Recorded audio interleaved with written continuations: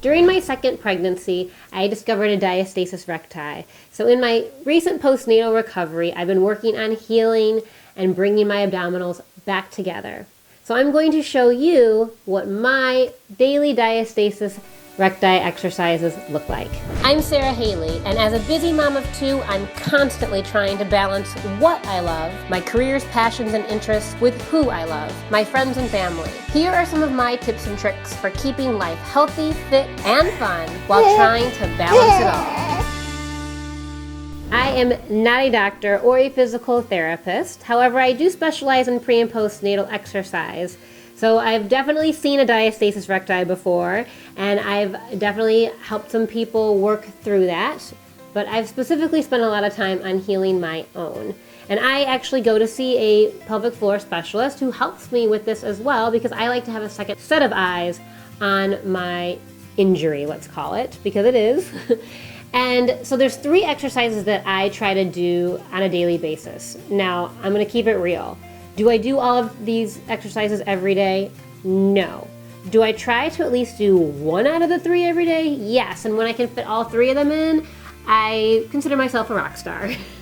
So these are the 3 exercises. The first one, you have heard about them, maybe you've done them, Kegels, or some people pronounce it Kegels.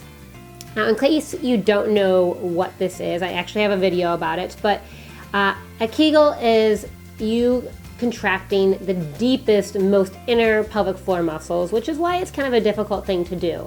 But what you want to think of is contracting the muscles that both would stop the flow of urine and would also stop the flow of gas. So they would stop you from passing gas. So it's kind of twofold. It's coming from, let's just say it like it is, either end, and it's really tiny and it's really deep. You want to contract those muscles, hold, and then release. Now, my physical therapist told me to do up to 80 a day, which feels insane. But keep in mind, it's because I'm recovering from having a baby.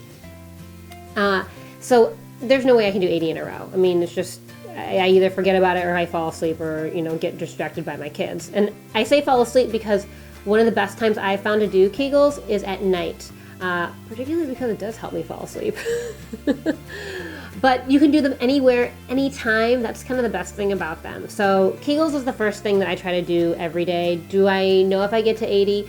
No, I just honestly try to do as many as I can.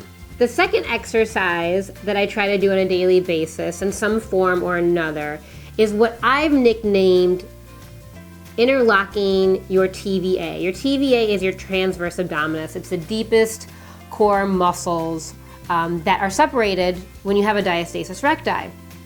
So in my new workout DVD, Expecting More the 4th trimester, I spend a lot of time either with a towel or with my hands during the workouts to get you to focus on bringing your abdominals back. And I even wear a sports bra in some of these workouts specifically to help you. I actually don't even like working out in a sports bra, but I did it this time so that you could see these abdominals contracting and how they've really helped my abs come back. So the ideal place to do this is against a wall, and you're going to take your hands to your abdominals and take an inhale, and as you exhale, you're going to pull your navel towards your spine or towards the wall and start to bring the abdominals back together by using your hands until eventually your muscles can do it on their own. Now, the biggest thing is after this, when you inhale, try not to let your belly just hang out. In my videos, I call it a Buddha belly. You don't want the muscles to just kind of relax and hang out because that's counterintuitive.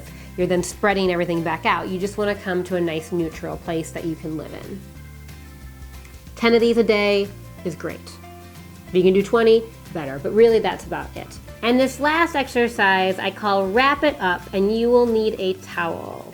You're going to lie on the floor with a towel behind you, and instead of your hands, you're going to use the towel to kind of pull and engage the abdominals. You're going to do a little abdominal crunch. Now the difference is you have the support of the towel to really help you stay engaged and keep those muscles tight, and then you'll lower back down. So you're not going to open and close the abdominals, you're just going to pull them tighter. Use the towel to help you get a little bit more out of the exercise and then release. Again, 10 to 20 a day. If you can fit that in, amazing. Now a regular old hand towel may not cut it. For most people, this isn't going to give you enough to wrap around yourself. So guess what? On my website, I will have a towel available for you. Not only do you use them in the Expecting More 4th trimester workouts, but then you can use it whenever you do this exercise. So check out my website, and you can find a towel on there that will work perfect for this. So those are my 3 exercises that I try to fit in every day. Like I said, you don't have to do all 3 of them. Just try to do at least 1 of them a day. And because guess what? You can easily do the Kegels anywhere. So you should at least be doing those. So that's my daily diastasis recti exercise routine. If you've got some great exercises, if you're recovering from one, please share them in the comment section below. Or if you have any questions for me just regarding a diastasis recti, leave those as well. Subscribe to my channel and make sure to check out sarahaley.com. And of course, my new DVD that will also help you when you're healing a diastasis recti.